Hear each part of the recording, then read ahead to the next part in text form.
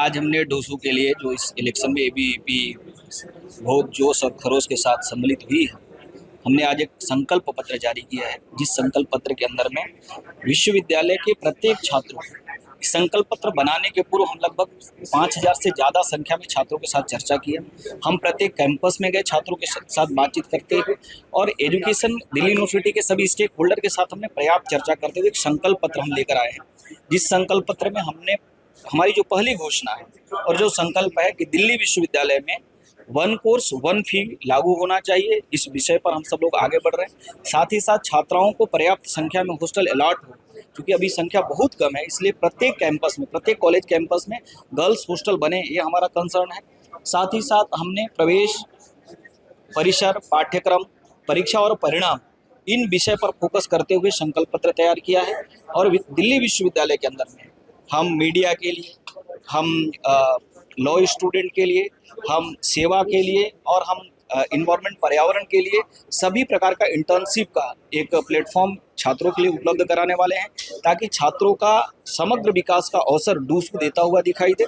और डूसू के माध्यम से हम डूसू ओलंपिक भी करने वाले हैं, ताकि बड़ी संख्या में खेल के प्रति विश्वविद्यालय के छात्रों को जोड़ा जाए और उनकी प्रतिभा को एक ठीक से प्लेटफॉर्म देने का प्रयास हो।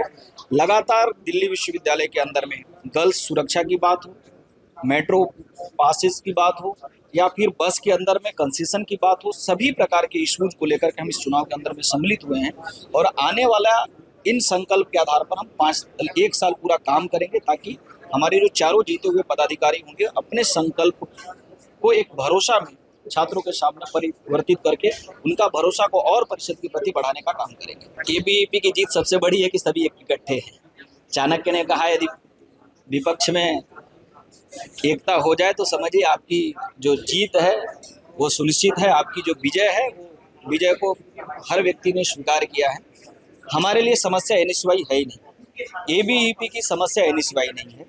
हमारे लिए हम वर्ष भर जो काम किए हैं, हमने छात्रों के बीच में जिस प्रकार से सक्रियता से प्रत्येक मुद्दों को मुखरता से उठाया है, उन मुद्दों को फिर से याद कराते हुए छात्रों के बीच में हम लगातार जिस वर्ष भर सक्रिय रहते हैं, उस सक्रियता को फिर से एक बार अनुभव करने के लिए हमारा यह चुनाव है। हमारे लिए एनएसवाई कभी भी संकट नहीं रहा, हमारे लिए चुनौती नहीं रहा। गत चुनाव भी आप देखेंगे बहुत कम वोट से हम एक ज्वाइंट सेक्रेटरी पोस्ट एबीवीपी हारी थी। इस बार हम 4-0 से इस इलेक्शन को जीतेंगे और प्रत्येक छात्र ने तय किया है कि हम एबीवीपी के साथ चलेंगे। एनएसवाई अब दिल्ली विश्वविद्यालय में इतिहास के पन्नों में सम्मिलित हो जाएगी।